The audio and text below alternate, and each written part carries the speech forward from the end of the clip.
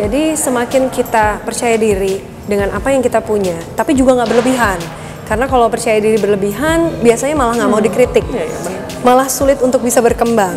Tapi saat dia pas percaya dirinya, saat dibutuhkan harus di booster percaya dirinya, kita bisa booster. Kayak saya pemalu, gimana caranya supaya saya bisa tetap tampil, tapi nggak bikin orang tua saya malu.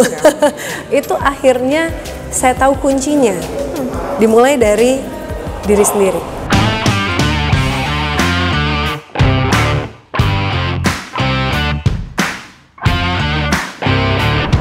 Jumpa Anda lagi teman-teman, luar biasa. Kali ini spesial tamu saya dari Jakarta. Kebetulan ada di Biak, langsung ditangkap. Karena untuk hadir di saat ini memberikan hal yang positif, membius seluruh generasi muda pastinya. MC nasional hadir pada acara perhelatan Akbar ini, PON 20 Papua 2021, di mana api PON-nya melewati salah satu kabupaten yang ada di Kabupaten Biak Numfor. Iya, saya langsung saja Mbak Kamidia Radisti. Apa kabar Mbak? Oke, salam kenal, saya Kamidia Radisti. Senang sekali saya bisa hadir di sini di Biak. Saya pasti datang lagi. Oke, benar. Benar, pasti datang lagi, itu kan doa ya? Iya. Biak bila ingat akan kembali. Nah, saya nggak perlu nungguin bila ingat, karena saya udah ngerasain bagaimana keramah tamahan yang ada di sini, keindahan wisatanya, jadi pasti balik lagi. Oke. Yang lihat di TV sekarang face to face langsung. Terima kasih. Dan terima kasih ya udah mau ngobrol sama saya di sini. Mbak Disti, ini semua orang pengen tahu, terutama generasi Papua, khususnya yang ada di Biak, seperti apa karir awal dari seorang Mbak sendiri sehingga bisa sukses sampai sekarang. Boleh di-share ke kita? Jadi memang awal mulanya saya jadi Miss Indonesia, tapi memang saat jadi Miss Indonesia tahun 2007 tidak mudah perjalanannya. Saya sebelumnya sebagai atlet, saya sebagai atlet renang, saya habiskan waktu saya kurang lebih 18 tahun saat pantesan itu. Ya badannya seperti ini ya. Dan pantesan ya hadir lagi di PON ya, karena itu jadi salah satu cita-cita saya dulu untuk mengikuti PON, tapi nggak berhasil masuk. Dan perjalanannya nggak berhenti sampai di situ. Saya pikir walaupun saya pernah jadi atlet, kemudian ada rasa ya bosan, ada rasa stuck, ada rasa kok saya gini aja ya, apa yang mesti saya tambahin ya dalam hidup saya, apa yang mesti saya gali ya. Saya nemu nih waktu itu, karena kuliahnya saya pindah ke SMA, lulus saya di Surabaya, pindah ke Bandung, terus kemudian ketemu dengan teman-teman baru, lingkungan baru, terbukalah wawasan saya ya. Yang tadinya saya pemalu banget, sampai sekarang sih sebenarnya saya tuh orangnya pemalu sebenarnya. Tapi karena udah pekerjaan hari-hari, ketemu orang, ketemu orang baru, ketemu kamera, kita senyum kamera nggak bisa ikutan senyum balik, tapi yang nonton kita pasti akan terbawa auranya, terbawa rasa bahagianya. Dan ternyata saya ketagihan. Itu ya. Saya ada rasa gimana ya? Kalau stres, saya bisa rilis stres itu justru dari momen saya bekerja. Jadi titiknya justru saat saya jadi Miss Indonesia. Gitu ya. Iya, karena untuk bisa memberanikan diri ikut saat itu juga nggak mudah. Ada uji nyali dan mental gitu loh. Kebayang gak sih Mbak? Ada uji nyali, ada uji mental. Bisa nggak ya? Ternyata tuh orang bisa. Iya. Pas. Dan ketika ada di panggung yang berhadapan dengan banyak personal yang sebenarnya mumpuni, kesiapan apa saja yang dilakukan saat itu terlepas daripada sejumlah poin yang disiapkan oleh penyelenggara? Oke, ternyata baru saya sadar ya, itu nyadarnya agak terlambat sih. Kalau ternyata cukup menjadi diri kita sendiri, itu adalah modal awal. Karena semakin kita menuntut diri kita untuk menjadi orang yang sesuai dengan harapan kita akan lebih sulit untuk mengeluarkan apa sih sebenarnya yang ada di dalam diri kita. Jadi tidak terekspor secara alami ya? Betul, jadi semakin kita percaya diri dengan apa yang kita punya, tapi juga nggak berlebihan. Karena kalau percaya diri berlebihan, biasanya malah nggak mau dikritik, malah sulit untuk bisa berkembang. Tapi saat dia pas percaya dirinya, saat dibutuhkan harus di booster percaya dirinya, kita bisa booster. Kayak saya pemalu, gimana caranya supaya saya bisa tetap tampil, tapi nggak bikin orang tua saya malu. Itu akhirnya saya tahu kuncinya, dimulai dari diri sendiri. Jadi tidak perlu menjadi diri orang lain ya? Nggak perlu. Boleh kita punya imajinasi, mengidolakan, boleh. tapi jangan sampai kita kehilangan apa yang sebenarnya sudah melekat di dalam diri kita. Mbak Disti memang dari awal ini kehidupan keluarga yang wah banget atau memang tertati-tati dulu nih? Kita bongkar di sini. Saya termasuk dari keluarga yang beruntung, tidak berlebihan, tapi juga tidak selalu berkecukupan. Saya kalau udah ngomong ini agak sulit untuk diteruskan karena udah langsung merinding ya dari ujung kepala sampai ujung kaki. Karena perjalanannya memang nggak mudah. Saya bisa ada di sini karena kedua orang tua saya bukan keluarga yang juga harmonis, tapi mereka tidak berpisah.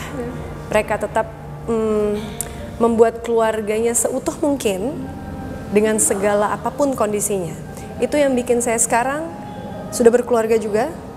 Ada masalah kecil, besar, sedang, masalah selalu akan ada. Dan saat kita punya pernah merasakan, pernah ada di titik terendah hidup, itu selalu jadi motivasi baru untuk saya, bikin saya menjadi lebih kuat. Kalau dulu saya nggak bertemu dengan kondisi yang nggak mengenakan di dalam keluarga saya yakin saya nggak akan seperti sekarang ini. Nggak ada pelajaran hidup? Nggak ada, saya mungkin tidak akan sekuat ini. Justru karena apa yang pernah saya alami, inilah saya. Adakah pelajaran hidup yang paling penting yang diajarkan orang tua sekalipun ya dalam tanda petik saat itu ya, boleh dikatakan ya, tidak mengenakan dan menyedihkan gitu ya. Tapi apa yang diingat sebagai pelajaran oleh seorang Disti? Kejujuran. Karena ternyata saat mereka tidak mampu untuk membuat situasi baik-baik saja atau tampak baik-baik saja di depan anak-anaknya, mereka ajak ngobrol kita. Mereka melibatkan kita sebagai anak-anaknya, dan kita merasa walaupun kita anak-anak, tapi kami tuh punya mimpi, kami punya pola pikir yang mungkin bisa menguatkan mereka juga. Dan saya yakin itu salah satu hal yang sampai sekarang tetap saya junjung tinggi ya. Dan diterapkan dalam diterapkan, keluarga. insya Allah ke anak-anak saya. Jadi saya usahakan untuk melibatkan mereka, tidak selalu menganggap mereka anak kecil. Mereka memang lahirnya, kita lahir duluan, kita punya pengalaman lebih banyak. Tapi mereka banyak mengajarkan hal-hal yang sering berada di luar jangkauan kita, gitu. Ya. Jadi kebawa nih, bisa aja mancingnya. Mbak Disti, satu lagi. Setelah adanya pelajaran hidup dari orang tua Mbak Disti sendiri, Mbak Disti bisa berdiri tegar sampai sekarang, bahkan pelajaran hidup itu diterapkan kepada keluarga anak-anak Mbak Disti sekarang. Namun teman-teman di luar sana juga ingin tahu, kepo dikit lah ya, untuk perjuangan Mbak Disti dengan suami sendiri seperti apa sampai sekarang. Ada pada titik yang sebenarnya juga nggak aman? Oke. Sebenarnya begini, karena kita dari awal tujuan untuk menikahnya bukan sekedar untuk punya anak, kemudian hidup bahagia. Kita tahu pasti ada nggak bahagianya. Kapan saya di atas, kemudian roda terus berputar ya. Jadi kami pun mengalami kondisi berjuang bersama. Saya bilang berjuang bersama karena bukan berarti suami saya harus selalu memberikan nafkah begitu ya. Selalu harus menjadi mencari selalu bekerja untuk kami, enggak. Bisa jadi dengan dia memberikan kesempatan saya untuk juga bekerja, ternyata saya bahagia.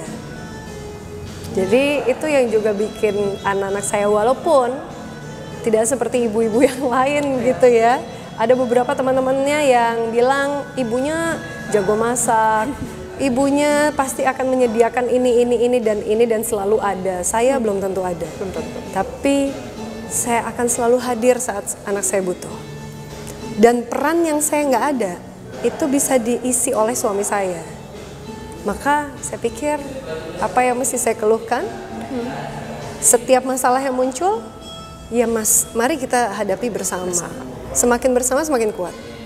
Mbak Disti, seorang public figure ini kan, apalagi di kota besar, ya punya segudang istilahnya godaan, dan banyak asumsi di luar sana bahwa mereka akan cepat bongkar dalam soal rumah tangga. Betul. Bagaimana Mbak Disti sendiri bisa memperjuangkan dan tanpa menyatakan kepada umum loh, oh kami sangat bahagia dan menjadi contoh dan panutan bagi keluarga lain?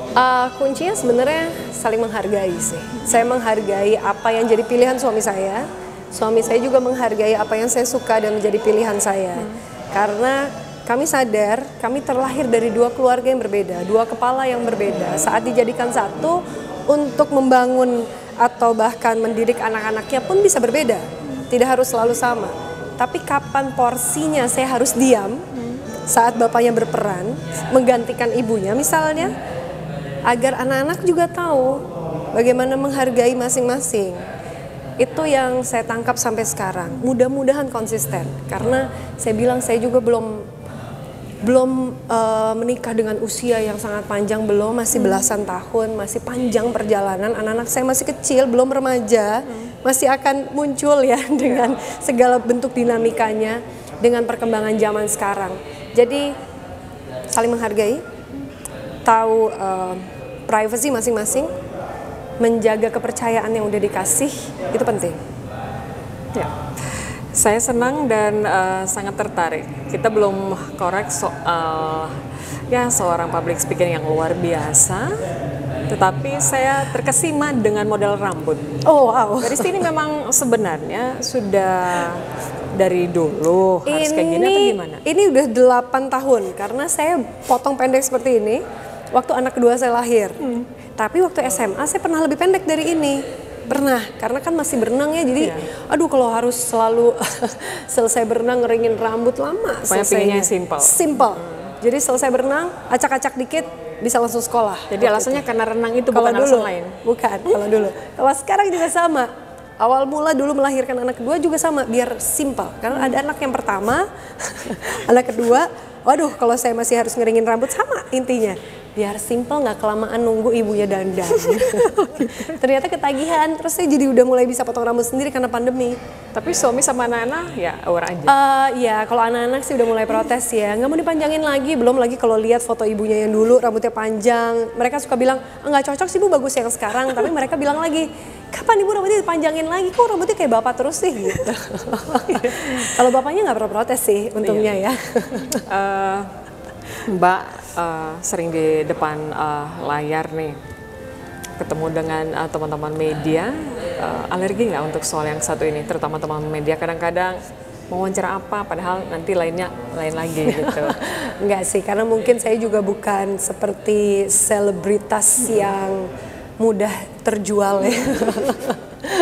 Kalau saya tuh juga termasuk orang yang cukup apa adanya. Jadi mereka kalau suka nanya apa, ya saya jawab aja apa adanya. Mungkin jadinya kurang apa ya, kurang menantang gitu buat mereka ya. Jadi untuk dibilang alergi enggak. Walaupun memang ada beberapa yang seringkali menanyakan hal-hal yang sensitif sehingga pertanyaannya menjadi kurang beretika. Itu ada. Tapi saya percaya mereka juga dituntut dengan pekerjaan mereka ya, harus mencari berita, hanya suka lupa aja bahwa yang diajak bicara ini juga masih manusia. Dan Mbak Disti pertama kali tampil sebagai seorang presenter, news anchor dan lain-lain tahun berapa sebenarnya? 2006. Ya. 2006 itu pertama kali di TV dapat program otomotif, terus kemudian program berikutnya itu yang beauty begitu. Jadi dua program yang cukup berbeda, yang satu tuh saya banget, yang satunya bukan saya banget gitu ya. Jadi mau tidak mau harus ya? Harus, karena ternyata tadi cukup menantang dan akhirnya ketagihan. Awal pertama kagok nggak? Kagok banget, saya tuh nggak bisa ngafalin ya. Itu yang utama tuh. Sedangkan kalau kita dikasih skrip ya seringkali mungkin bukan menghafal, tapi akhirnya harus bisa dicerna, berbicara di luar kepala. Sedangkan saya untuk berbicara di luar kepala itu juga harus berpikir keras gitu. Jadi ya tantangannya luar biasa, lama-lama kebiasaan. Nah, kesempatan ini saya mau tantang Mbak Disti dulu. Waduh, sepenggal aja. Oke. Seandainya terkait dengan kirap api PON ini. Coba sebagai seorang news anchor yang handal banget nih. Coba. Jadi pemirsa, saat ini saya sedang berada di Biak, Papua, dan tentu saja hari ini saya hadir untuk Kirap Api PON 2021. Dan Api PON 20 ini yang pertama kali hadir memang ada di kota Biak, dan selanjutnya akan dilakukan di kota-kota berikutnya. Kita juga akan langsung bertanya ya kepada panitia pada hari ini. Halo Mbak Puat.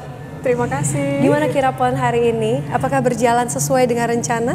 Puji Tuhan, pertama untuk cuacanya berjalan bersahabat sekali dan semuanya bisa berjalan dengan lancar. Didoakan ya, di kota-kota berikutnya juga sesuai dengan apa yang diharapkan. Amin. Pokoknya dengan adanya Kirap Api PON 20 ini bisa membawa semangat baru tidak hanya yang tinggal di Biak saja, di Papua saja, dan Indonesia. Tapi di Indonesia, orang bisa. Ya. Good looking banget. Mbak Disti, kita menuju ke public speaking. Kasih tahu kita sedetil mungkin lah up and down dari seorang public speaking. Public speaking ya, kalau kayak saya nih emang orang yang pemalu gitu.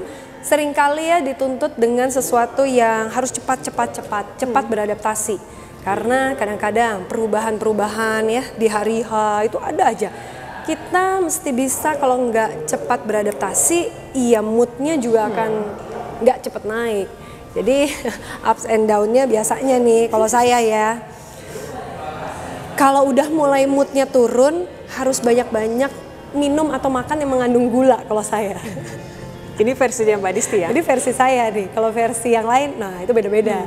Terus kemudian saya nggak bisa terlalu banyak makan sebelum selesai kerja, karena semakin banyak makan kadang-kadang nih apa yang saya ucapkan itu bisa keluar kemana-mana, keluar dari jalurnya, nggak bisa dikontrol, itu juga bahaya. Tapi ups and down-nya sementara ini sejauh ini sih masih bisa dikendalikan ya, karena saya tahu kelemahan saya apa. Kayak tadi tuh saya nggak mudah untuk menghafalkan sesuatu, jadi saya juga nggak mau menghafal, harus bisa dimasukkan ke dalam otak dan hati saya. Jadi nanti kalau udah mulai bingung mau ngomong apa, dirasakan. Supaya pilihan katanya bisa tahu, oh ini yang dimau. Gitu. Ada pengalaman yang sebenarnya saat itu cukup ribet banget dan diakalinya gimana Mbak Disti?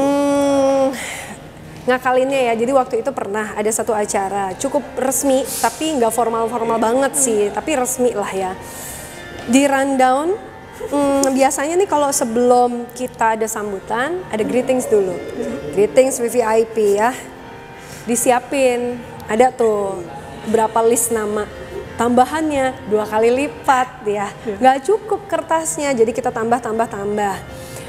Ya udah ditulisnya dengan orang lain, jadi kita pas baca juga bacanya apa gitu ya, jadi matanya mesti begini-begini dulu karena takut salah ucap. Ternyata ada satu rundown di bawahnya yang tertutup dengan tulisan tersebut sehingga keskip rundown-nya. Jadi setelah greetings harusnya ada doa, terus kemudian nggak ada sambutan, tapi langsung ada seremonial. Doanya terlewat. Jadi panitia lari-lari. Dan saya tahu banget kalau itu kesalahan saya, karena waktu saya menyebutkan seremonial, saya lihat di samping kanan panggung, pemimpin doanya udah standby. Jadi itu nggak mungkin saya cabut ulang. Mau tidak mau saya bertanggung jawab dengan apa yang kesalahan tadi. Saya langsung bilang sama pemimpin doa, doanya switch ya. Jadi acaranya udah diseremonikan, doanya mengikuti. Jangan seperti yang sebelumnya. Oke, aman ya? Aman. Audiens gak ada yang tahu kalau saya salah. Yang tahu hanya saya, panitia yang lari-lari tadi, sama pemimpin doa. Tapi sempat deg-degan juga oleh pasti. Oh bukan lagi, saya udah mikir, aduh ini bakal naik panggung lagi atau enggak ya. Ternyata masih bisa. Iya, Mbak Disti, apakah bentuk tubuh yang ideal juga ini adalah salah satu untuk menjadi kriteria? Ya. Saya rasa enggak, karena sebenarnya ideal dengan proporsional berbeda. Ideal itu ada hitung-hitungannya, betul ya. Dari tinggi badan dikurangi sekian untuk perempuan dan laki-laki harus dikurangi sekian. Padahal setiap orang punya proporsionalnya yang berbeda-beda. Ada yang bentuk badannya pir, ada yang bentuk badan apalagi tuh, macam-macam, ada yang segitiga bahkan bentuk badannya itu ada. Maka selama dia bisa menggunakan pakaian, total looknya, cara berpenampilannya bisa membuat dirinya proporsional, saya yakin layak untuk tampil. Ini Mbak Disti baru pertama kali di Papua ke Biak. Kesan pertama apa? Saya mau datang lagi karena hari ini waktu baru datang ya, kan perjalanan cukup panjang tuh, transit di Makassar, kemudian nyampe di sini bahkan nambah, kalau dibandingkan Jakarta nambah 2 jam, berarti nyampe sini tuh datang-datang udah harusnya makan siang deh gitu tadi. Terus aduh punya waktu nggak ya untuk jalan-jalan, akhirnya sempet tuh datang ke salah satu pantai, Pantai Parai, yang katanya itu pantai, aduh ini yang masih biasa nggak apa-apa ya Mbak ya, soalnya takutnya waktunya nggak keburu. Waktu saya sampai di situ, yang biasanya aja secantik ini, lalu gimana yang luar biasanya? Itu baru satu loh pantai yang saya datengin, saya udah jatuh cinta. Sananya banyak waktu ya, berarti nanti Anda akan kembali lagi. Akan kembali lagi, tapi jangan salah, karena besok saya mau curi-curi. Saya mau curi-curi sebelum acara ya. Jadi kalau saya agak telat, tolong digantikan ya Mbak. Saya mungkin masih ada di tempat yang saya nggak mau beranjak kayaknya. Ini bocorannya sudah ada. Iya, Mbak Disti, ketika mungkin Anda dihubungin untuk bisa ke sini sebagai MC nasional pada satu perhelatan akbar ini, apa Anda langsung setuju atau gimana? Saya langsung setuju tanpa berpikir panjang. Karena pertama, saya pernah cita-cita untuk mengikuti PON saat saya jadi atlet. Saat cita-cita itu tidak tercapai, ada dalam hati selalu bilang bahwa kapan ya saya bisa mewujudkan apa yang saya mau. Setidaknya ini? Setidaknya saya hadir di sini untuk acara yang sangat pernah saya mimpikan dulu. Datangnya bukan sekarang jadi atlet bukan, di atas panggung ya datangnya ya. Mudah-mudahan datang lagi di acara berikutnya. Oke, kita doakan. Yang terakhir nih Mbak Disti, hal apa yang Mbak Disti siapkan ketika harus tampil? Apalagi contoh besok nih ya, untuk acara besar. Untuk akalin grogi atau memang nggak grogi lagi? Grogi itu kalau buat saya harus ada, dia wajib harus ada, karena semakin saya grogi semakin saya mempersiapkan diri lebih baik. Dan saya termasuk orang yang suka gampang berubah pikiran. Jadi jangan kaget, apa yang ada di skrip suka saya tambah-tambahin Mbak. Kadang-kadang apa yang ada di skrip nggak jadi saya omongin.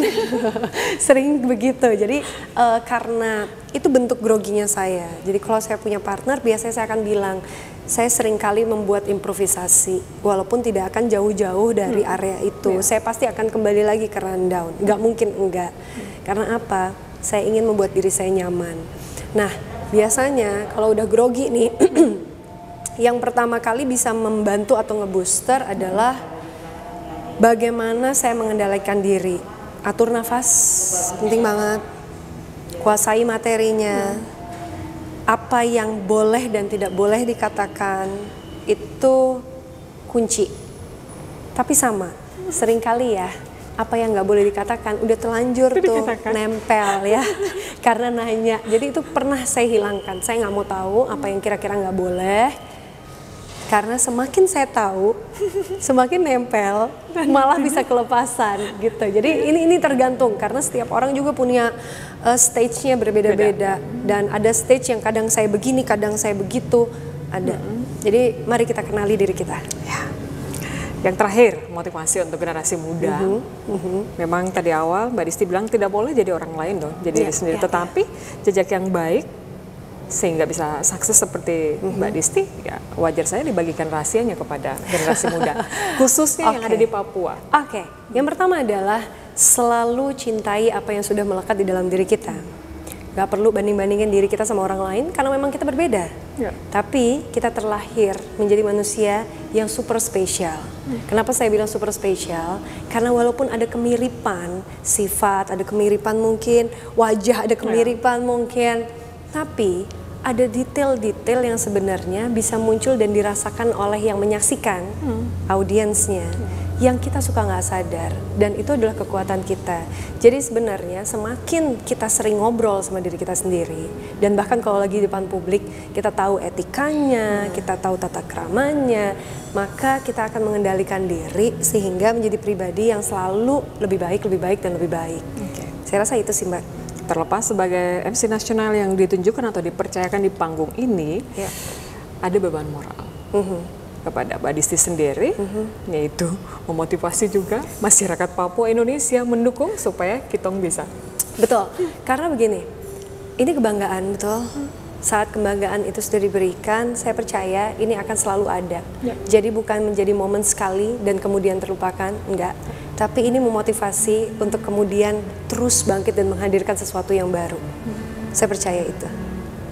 Karena memang seorang bisa. Ya. Doa kami, Mbak Disti. Sama-sama. Doa saya juga tentu saja untuk seluruh warga Papua. Karena saya pasti akan kembali. Itu doa saya. Ingat itu. Jadi kalau ketemu saya, ayo dong kita main bareng. Iya.